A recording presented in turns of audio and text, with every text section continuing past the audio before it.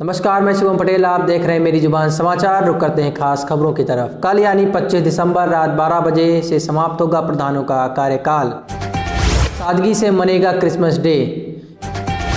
शहर का कूड़ा बना गायों का निवाला। खबरें विस्तार से। 25 दिसंबर का दिन जहां पूरे देश में बड़े दिन के रूप में मनाया जाएगा, वहीं यूपी के प्रधानों के लिए यह मनहूस दिन बनने वाला है।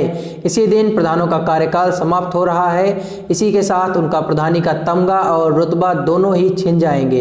इसके बाद पंचायत निधि समेत प्रधानों के संयुक्त हस्ताक्षर से संचालित होने वाले बैंक खातों में पैसा निकालने के लिए हस्ताक्षर करने का अधिकार भी खत्म हो जाए। पंचायती राज निदेशक किंजल सिंह ने प्रदेश के सभी जिलाधिकारियों को निर्देश जारी कर प्रधानों के डिजिटल सिग्नेचर सर्टिफिकेट निरस्त करने को कहा है।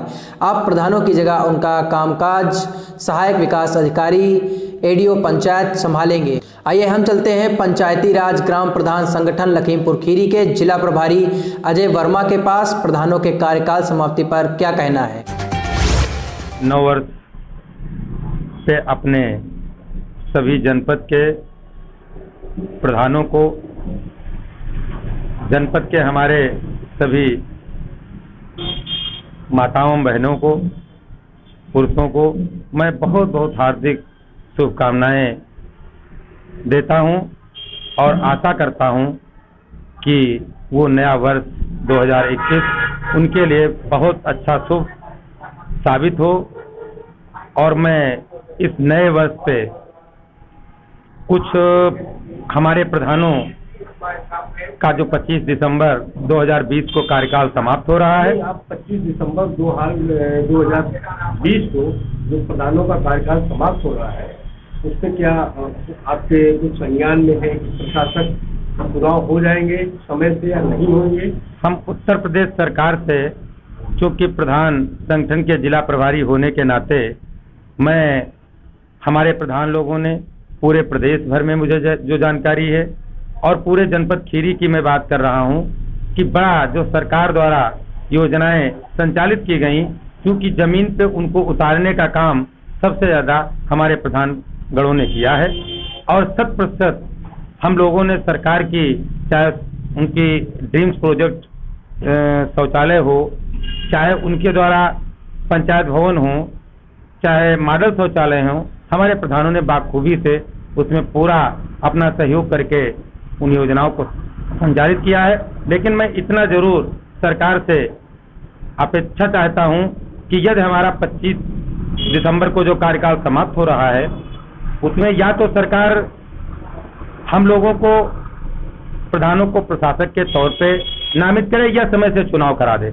लेकिन हम लोग इस बात पे एग्री नहीं है कि हमारे एडीओ पंचायत को प्रशासक नियुक्त कर दिया जाए, क्योंकि एक ब्लॉक में एक एडीओ पंचायत, अगर किसी गांव में इंडिया मार्क का हैंडपंप किसी गरीब का या किसी स्थान का खराब हो जाएगा तो मुझे उम्मीद नहीं कि वो सही करा पाएगा। और चुनाव, चूंकि अब हम लोगों को ऐसा लग रहा है कि समय से चुनाव नहीं हो पाएंगे, कोविड-19 के वजह से महामारी एक चल रही है, उस वजह से चुनाव जो सरकार द्वारा अगर आगे बढ़ते हैं तब तक के लिए प्रशासक प्रधान को ही बनाया जाए। ऐसा संविधान में भी व्यवस्था है, ऐसी कोई व्यवस्था नहीं संविधान के अंदर है जिससे एडीओ पंचायत को प्रशासक बनाया जाए। प्रधान पहले भी, पूर्व में भी एक बार ऐसी स्थिति आई थी जो प्रशासक के तौर पे काम किए थे। तो क्या मतलब ऐसा आपका संगठन, डिस्ट्रिक्ट खीरी के संगठन ने कोई सीएम को या पंचायती राज सचिव, हम लोगों ने एक पत्र लिखा है, ज्ञापन सौंपा है? हम लोगों ने 1 माह पहले पूरे प्रदेश प्रधान संगठन के आह्वान पे हर जनपद से माननीय मुख्यमंत्री जी को, राज्यपाल जी को संबोधित एक ज्ञापन दिया गया था, जिसमें हम लोग अपनी बात कह चुके हैं। यदि सरकार इन सब प्रदेश वालों से आश्वासन भी दिया है, यदि उसको स्वच्छता नहीं पालन होता है तो हम लोग हाई कोर्ट जाने पर भी विचार कर रहे हैं। बहुत बहुत धन्यवाद अजय जी आपका। हम पुनः इसी के साथ अपनी बात को विराम देते हैं कि हमारे साथ प्रधान बंधुओं ने मिलजुल करके जो हम लोगों ने काम किया है, मेरी नए वर्ष में जो होने वाला पंचायत चुनाव है उसमें मेरी यही शुभकामनाएं हैं कि हमारे अधिक से अधिक प्रधान बंधु जीत करके आए और हम सब लोग मिल करके फिर पुनः काम करें। जय हिंद, जय भारत, जय हिंदुस्तान। क्रिसमस पर्व को लेकर शहर की मिसराना रोड पर सज गई दुकानें। सजी दुकानों पर लोग क्रिसमस के सामान की खरीदारी के लिए पहुंच रहे हैं। कोरोना संकट के दौरान शहर में क्रिसमस का त्यौहार फीका सा लग रहा है। पुराने एसपी बंगले के सामने वाला चर्च सहित शहर के सभी चर्च में रंग बिरंगी पन्नियों से सजावट करके प्रार्थना सभा के लिए तैयार किया गया है। आइए इसी संदर्भ में दिखाते हैं चर्च में मौजूद लोगों की जुबानी। मेरा नाम सुनीता विटर है जी, तो क्या यहाँ पर कैसा क्या चल रहा है त्योहार, सजावट वगैरह कैसी क्या? त्योहार तो देखिए, अगर सच्चाई ये है कि त्योहार पहले के समान तो नहीं हो सकता है क्योंकि सरकार इजाज़त नहीं दे रही है, लेकिन फिर भी हम लोग कोशिश पूरी तरह से यही कर रहे हैं कि परमेश्वर की आराधना स्तुति जिस तरह हम लोग हमेशा करते आए हैं वैसे ही दिल से करें। और आज के त्योहार की हम लोगों की यही इच्छा होती है कि संसार में तो परमेश्वर बहुत वर्षों पहले आए हैं, लेकिन हम यही चाहते हैं कि वाकई संसार में जन्म परमेश्वर ने बहुत पहले लिया, लेकिन आज के समय में हर व्यक्ति को अपने दिल से प्रार्थना करनी चाहिए कि वो कौन सा क्रिसमस का दिन होगा जिस दिन परमेश्वर उनके खुद के मन में जन्म ले।